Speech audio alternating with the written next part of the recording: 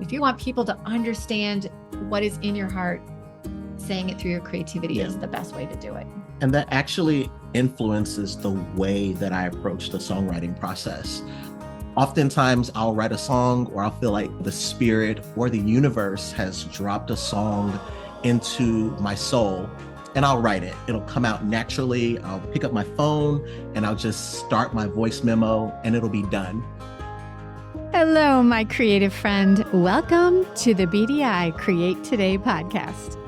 This is a podcast where we'll discover the who, what, where, when, why, and how you can be creative or have more creativity.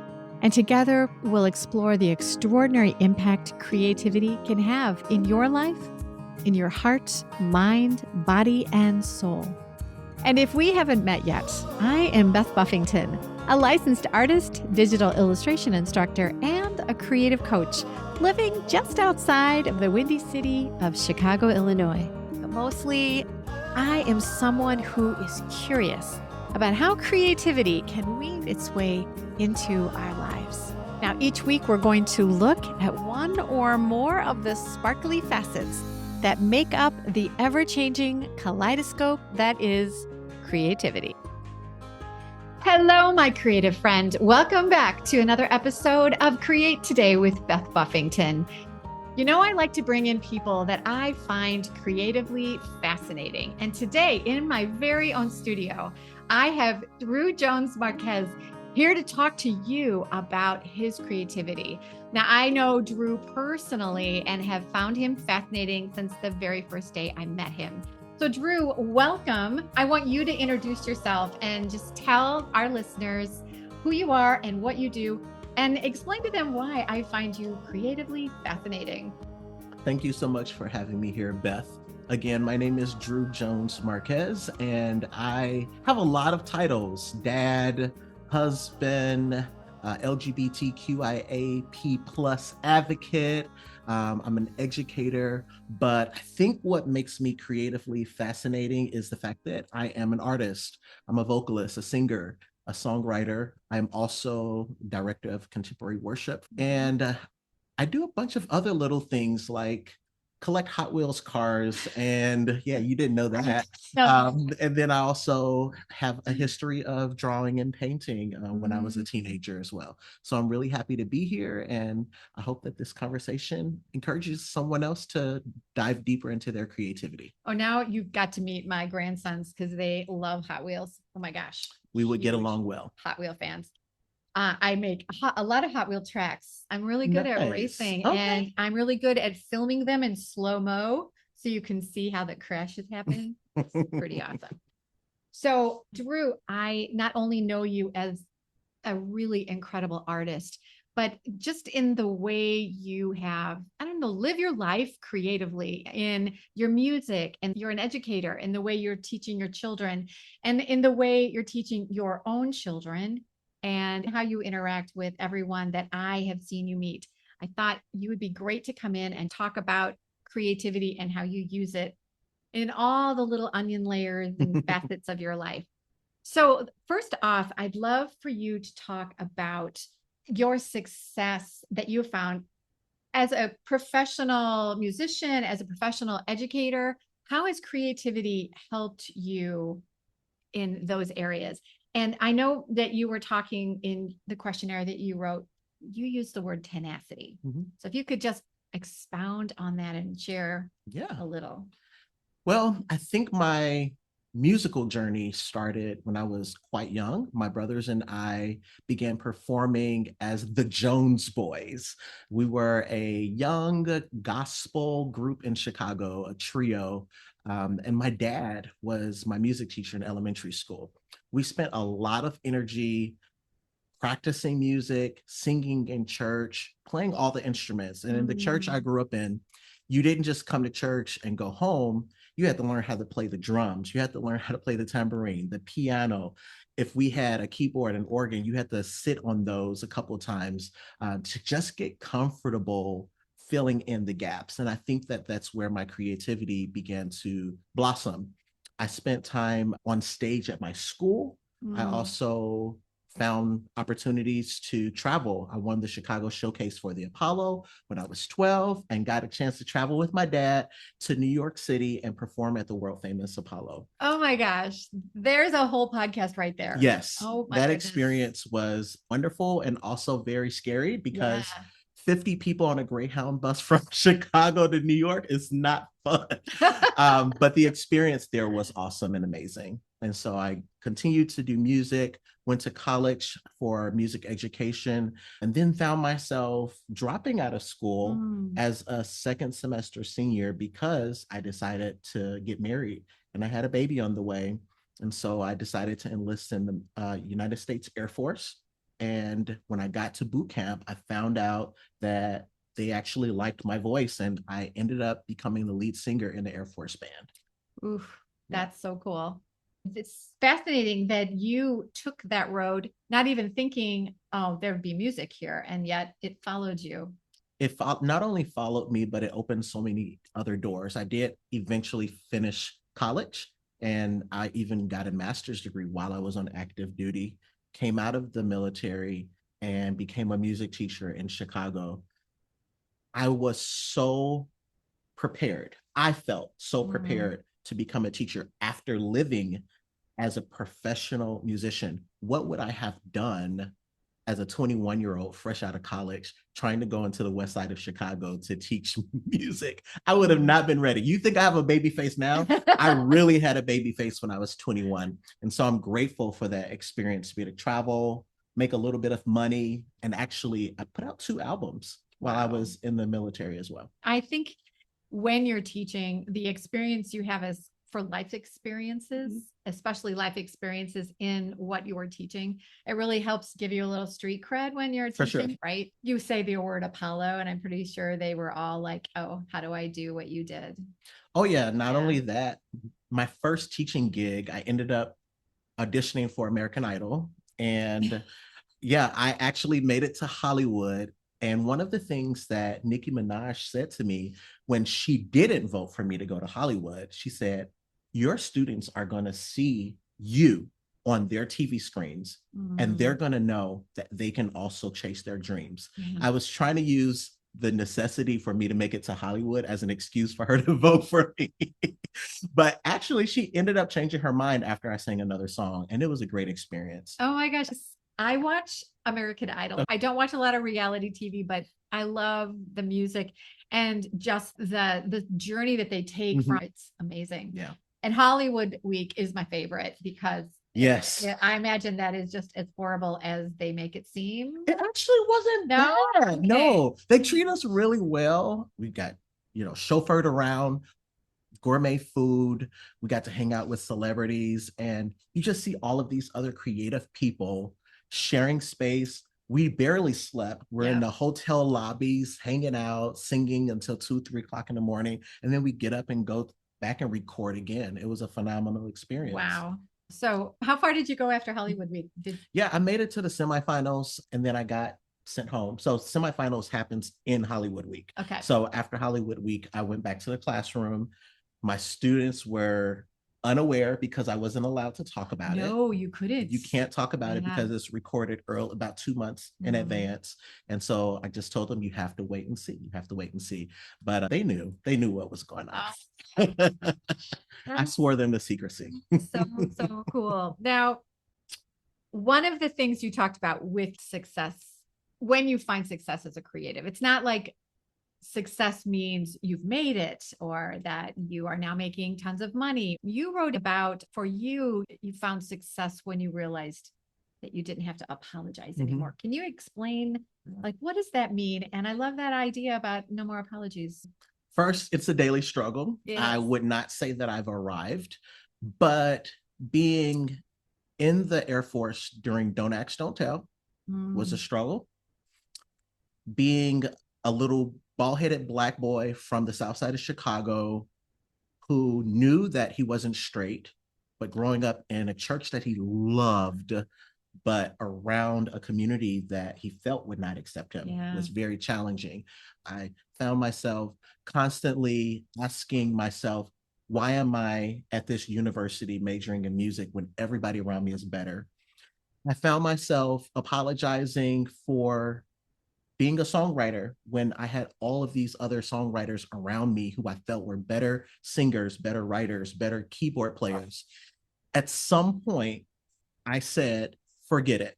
I might have used a different F word, but I said, forget it. I'm just going to do the darn thing.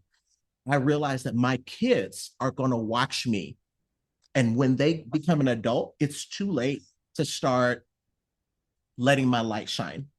And that's why I think the word tenacity comes in as well, because what example would I give my kids if I said, yeah, I have over 50 songs, but none of them are on the radio? Yeah, I've done 10 paintings, but none of them are in a museum. Yeah, I know how to write poetry, but I've never put my poetry on YouTube or signed up to do a show. I could not allow my kids to watch their so-called professional artist father spend 18 to 20 years raising them and have no fruit of my own creative process. I didn't want that story. And so I said, my song is not ready, but I'm going to put it out. Yes. My art is not perfect, but I'm going to sell it anyway. And actually, I have two retablo paintings that are in the Chicago Cultural Center. It's a part of their lifetime gallery. I've got some secrets, honey. I mean, I put everything in there. Yeah. Yeah, mind blown. Now I need to see pictures. So I have some about this because I think so many people who are creative, and people that I'm talking to right now, it doesn't matter if you are someone who is thinking, well, I'm no artist, how can I be creative? Because we know that everyone has creativity that you can enjoy, even if you think you're not going to go on the road with your guitar. And it doesn't mean that every piece of art that you create needs to hang in a museum. Basically, are you finding satisfaction? Are you finding that creative flow because you enjoyed the journey, you enjoyed the process, you just like what you're doing? To all my creative professionals out there, because I know that there's a lot of them, what Drew just said about, he is a creative professional musician, and he took ownership that it's okay if everything you do doesn't end up hitting the charts or being on the radio or becoming a huge album. And that goes for every kind of creative passion that you're doing. No. And it doesn't mean that you're not well known either. Through that, you can be well known and not be famous and not be wealthy. The average gospel artist makes less than a 20-year veteran teacher. Wow. But they are still putting out albums. They're still worshiping. They're still going on tour. They still have a social media presence. Their art, their creativity speaks to their soul. And what comes from the heart, it reaches the heart, Beth. Yeah. Yeah. The creativity that is going to bring you the happiness that we talk about on the podcast, happiness in heart, mind, body, and soul. That creativity is something that is going to make your heart happy. And that when you share it with the world, you touch other people with the message, your authentic message that has to be shared. And in the world we live in today, we need the good messages. And for sure. And that is the beauty of creativity, is that it's a way to express. If you really want people to understand what is in your heart, saying it through your creativity is the best way to do it. And that actually influences the way that I approach the songwriting process. Oftentimes I'll write a song, or I'll feel like, the spirit or the universe has dropped a song into my soul, and I'll write it. It'll come out naturally. I'll pick up my phone and I'll just start my voice memo and it'll be done. Then there are other times that I make a choice to sit down and write a song. And I think about what's going on in the world. What message do people really need to hear?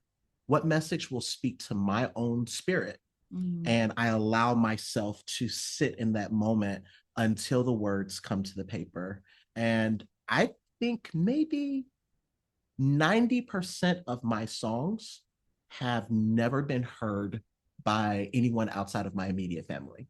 And so how much of our art, how much of our creative process do we keep close to our heart? Mm-hmm. How much of it do we give to the world? I imagine Michael Jackson had tons of songs that no one ever heard, right? Yeah. Picasso probably had plenty of art that he did that never got seen by other folks. You've probably got some stuff in your closet that folks have never seen. It's true. In my membership, I have a membership for artists, and we meet several times a month. We just had a project called a drag out, where I know it sounds like what? Yeah. But a drag out is a long story, something that my dad used to do when he had sibling reunions with his family. They would camp for a week, and then at the end of the week, they always had food left over. And so they had something they called a drag out, where they brought the food that hadn't been eaten, and then they would make it into something else. So, amazing. Leftover bacon became an omelet. And what can we do with all these things? So we did this drag out, which for my creatives was, go find those sketchbooks where you had a sketch that you didn't use, or you had a project that you gave to a client and they had 3 ideas and they picked A, but B and C were just as good. Let's find that art and get it out there. And the things they found that was sitting that needed to get released was incredible. I can imagine. So what I'm looking at with what you said was, there's probably 2 different kinds of art. There's art that you've made just for your own support blanket that is just for your heart, or maybe for your family. And then there's art that you need to get out into the world. And it's up to you to decide what stays close to your heart as support, and then what needs to get shown into the world. But if you're a professional artist, if you don't share your art, then you just have a hobby. I know that's right. You could say that again. If you're a professional and you don't share your art, you just have a hobby. Woo! Just have a hobby. That spoke to me. Yes, indeed. And it's that release. I have something that I want to show. If you are always thinking, it's not finished yet, or I think this would be better if I showed it to somebody in the fall, all of those things are keeping you from shining your true value to the world, right? I feel a little convicted right now, because I have a song called Snow in Slow Motion. It is such a beautiful song. I wrote it when I was on active duty, and every mid-January, February, I think, I should go record this in the studio for next winter. Okay. And every winter comes and I start singing this song in my car, seeing the snow fall. And then I realized I should have started planning this recording in July or August. What is it right now? It is August. It is August. So I think maybe I should get in the studio and start working on that. You heard it here, people. We're going to check to see when what's it called again? Snow in Slow Motion. So we'll see. Snow in Slow Motion. Yeah. All right, cool. All right. You just released it to the universe. It is out there now. Yes. Yeah, indeed. That's so cool. So everyone listening, what do you have that's sitting in the dark, in a closet, on a shelf, in a notebook, in however you're storing your creativity that needs to get out there? This is your challenge to release your work. So I love that. I would love for you to give a little bit more advice to creatives who are listening. What would you say to someone who is thinking, either I want to get started being creative, or I'm thinking I would like to be a professional creative, or I'm a professional creative and I'm not quite sure where to go next? What's your advice to them? Just do it. Create. For me personally, I spend a lot of time praying, time meditating, listening to instrumental music, and then I give myself permission to mess up. And then I give myself permission to mess up some more. And I do it again and again and again. I also find 1 or 2 people who I trust with my heart. And when I'm ready, I share my art or my song, or I share my meals. That's another, cooking is art. Right? So it totally is. I've never been good at it. That's okay. I've never been good at it, but I take pictures of it and then I don't post them because I don't think it's good. Oh, so when you're baking, even if you end up with something that you have to go, not edible, or everyone's going to eat it, choke it down, right? The fact that you made it, the chopping, the stirring, the kneading of the dough, that's so tactile. Yeah. also the sounds that you're creating when you're chopping, that repetitive motion in your hands that is going to get you into creative flow. Yeah. It helps your brain calm down, that repetitive motion. It allows your brain to solve problems in the background. Not just problems, but it could connect you to folks who may not be here anymore. Yeah. I have found myself feeling the presence of my grandmother when I was frying chicken. And it's something that you don't plan for it. And I was just there and I felt so comforted. I was like, I'm not good at frying chicken, but something about standing in that kitchen, seeing the grease pop up on those wings, it brought the spirit of my grandmother back to me. It was such a beautiful moment. And again, I don't consider myself to be a fantastic chef, but I have 6 kids. So I've got to get in there and burn something. Yeah, indeed. Indeed. So keep doing it. That's the short answer is give yourself permission to mess up. Don't expect perfection. And then, as Beth said, release it. Whoever needs to eat the chicken wings, let them eat. Okay. Whoever needs that song. I have one friend who listens to my gospel single every single week. Jess, hey, if you're watching this, she texts me often and says, bro, I really needed this song this week. Would I have loved for my song to hit, 500,000 people? Sure. Yep. But if one person needed that song and it fed them, then it did its job. Yes. So release it. Don't hold on to it. Yeah. And it creates a memory. It does. For your kids, for your spouse, for whoever you're sharing that moment with, your friends. It's that bonding that you can do over a meal that's so important. So I love that you're doing that. That you're finding your grandmother through something that you probably found amazing comfort. Yes. Talking to your grandma, watching her cook in her kitchen, and then eating what I imagine was amazing. That's what she did. That's all. That was her big thing. She cooked. She baked cakes and made spaghetti and fried fish, and she fed the whole neighborhood. That's what grandma was. In fact, every time you saw my grandma, you'd walk into her house. Didn't matter what part of the day it was. She would ask you, can I fix you a little something to eat? She said that all the time. Oh, maybe we had the same grandma. Maybe we did. For those who are not on video, we probably did it, but they may have been good friends had they known each other. Have known each other. I'm sure they would have been sharing recipes. For sure. Yeah, indeed. So I know, Drew, that your life is crazy busy. You've got several jobs that you're dealing with, and you've got children and all the responsibilities you have with the personalities that you need to deal with during your day. How do you use creativity to find balance in what you're doing?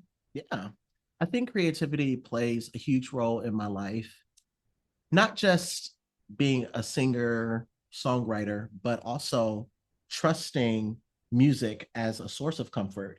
I use instrumental music at work to keep me moving.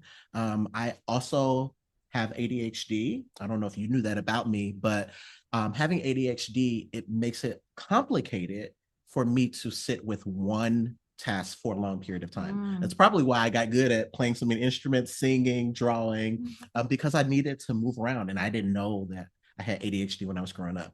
And so I use music to comfort. I use music for my own therapy. And then sometimes I just have to sit in the silence. Sometimes I take an entire car ride and not play music because the absence of sound is also music. Yes.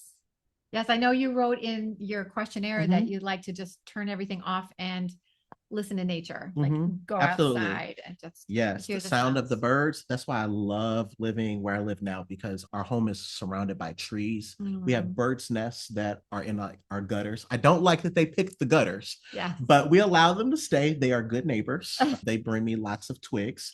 But I think sometimes we think that we have to create something new in order to experience the joy of creativity. Sometimes it's going into one of my old sketchbooks and looking through the art that I made in high school, right? Sometimes it's sitting on the couch and doing nothing and letting my daughter know, hey, you can go play the piano if you'd like to. I use it to not only help manage my household, But I also use it to be a good dad and to be a good dean of students at the high school and to be a good director of worship at the church. There are many layers of my creativity. I've found that when I'm in conflict with people, a lot of times music can be a nice buffer to a really tough conversation. And so I've had to call teachers in to have disciplinary dialogues. I'll turn on some jazz music and keep it low. So when they come in, they can decrease their anxiety a little bit. I've also used visual art as a way to turn discipline from my kids into an opportunity for growth. So, back in the day, they used to make us write lines. I don't know if you had to write lines growing up, but yes.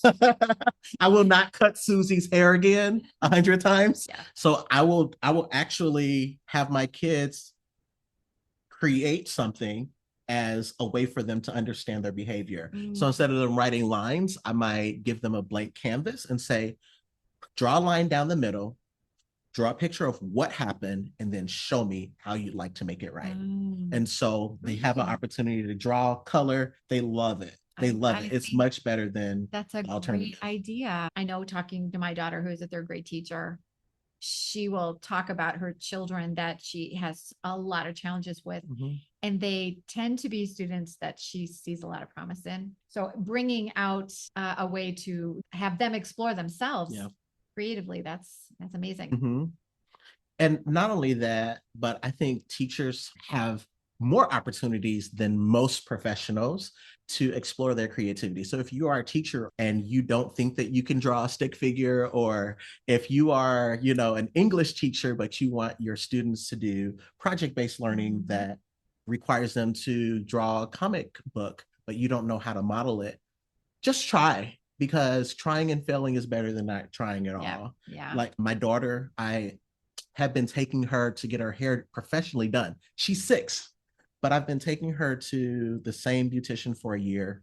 Since we've moved, I haven't been able to find a new hairstylist. So Daddy Drew decided that he was going to start doing some hair.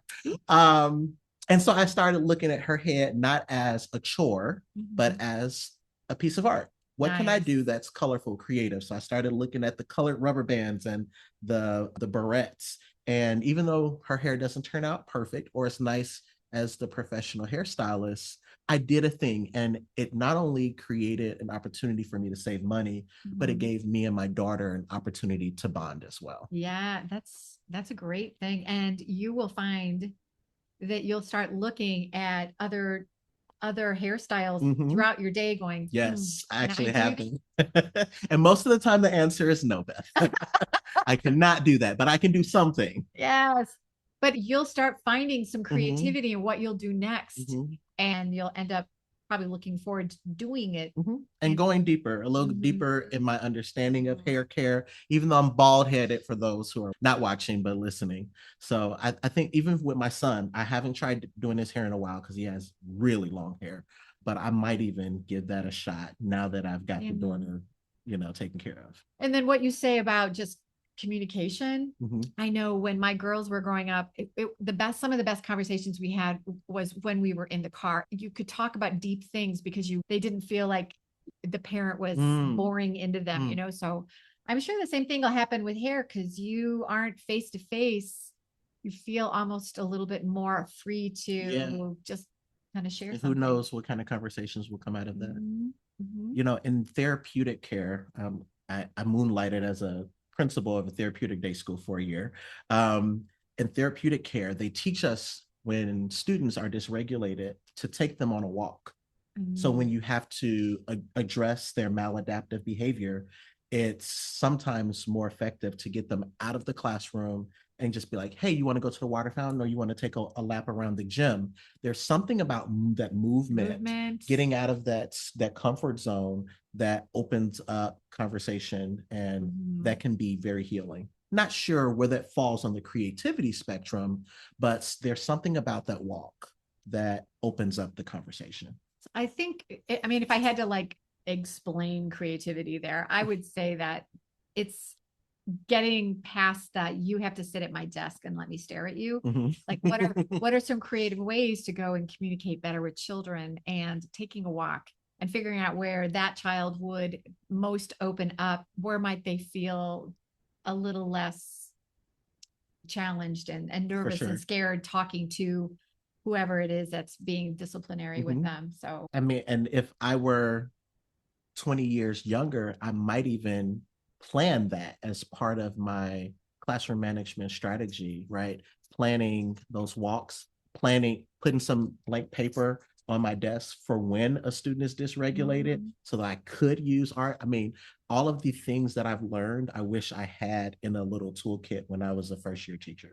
Yeah. Well, I think as life goes on, your creative toolbox just gets bigger and bigger because you learn things and you think that went well. I will keep doing that. It's a lovely thing. Yeah. If I could only learn how to do that with my grass, then I'd be somewhere. I envy the people that can get those lines, those diagonal lines. Yes, I can't do it. Yeah. Well, not yet. See, not yet. I haven't done it yet. Yeah. So and again, you're doing your best, because gardening is another place where you can be very creative. Absolutely. Yeah. Yeah. So knowing that if you're going to approach something that you're not looking forward to, if you can look at it as, how can I do this in a creative way, or think of it outside of the box so that it doesn't seem quite like a chore. That's another way to be creative. You'll hear the word creativity used in so many places, and it has nothing to do with art or music. Yeah. And it is just people trying to find a more beautiful way to do something that has to get done. Cleaning your room, cleaning your desk at work. Yep. Get creative, know, find a new way to organize things. Yeah. Make it prettier, make it more fun. So Drew, tell us a little bit about some projects that you're working on and how people out there in listener land can find you as a professional musician. For sure. So I have a single out now called Power in the Storm. My stage name is Drew O'Neill. So if you look up Drew O'Neill, Power in the Storm on iTunes, Spotify, YouTube, you'll find my song. I'm also working on a new single, not Snow in Slow Motion, but I have a single called coming out. And it's basically letting people know that no matter where you are on your journey, you can always come back to the bosom of Abraham. And so this song should be out March of 2026. And again, you can find me on Instagram. My Instagram handle is Drew O'Neill Music. And then you can also find me on Facebook under the same name. And is it true people can find you on Spotify? Absolutely. Yep. So what do we do to find you on Spotify? On Spotify, you just type in Drew O'Neill, Power in the Storm. All right. And for anyone listening going, what'd you say? I didn't get that written down. No worries. Go to the show notes. Those live links will take you straight to where you can find Drew. So take a look. Drew, this has been so nice. I have been looking forward to having this little chit chat with you for a long time. I am so inspired by what you bring to me every Wednesday when we get together to sing. Oh. And I am glad now that I've been able to share some of your creative sunshine to everyone that is here today to listen. So thank you for coming. We've talked about a lot of things today, not just music, not just art. So take a look at your life right now. What are you not releasing to the world? How can you find ways to solve problems creatively? How can you spend a little time just being quiet and finding your grandmother in her fried chicken? What can you do right now that will add a little bit of extra creativity to you in heart, mind, body, and soul? And my friend, no matter what you decide to do today or how you decide to bring a little more beauty into your life through your creativity, no matter what you do or where you go, you know that my wish for you is to stay creative, my friend. Thanks for coming. Drew, it's been a joy having you here today. Thank you so much for having me, Beth. I appreciate you. You're welcome. Bye, everyone. Now let's pause for a moment for a note about the creative benefits you're going to find here at Create.today.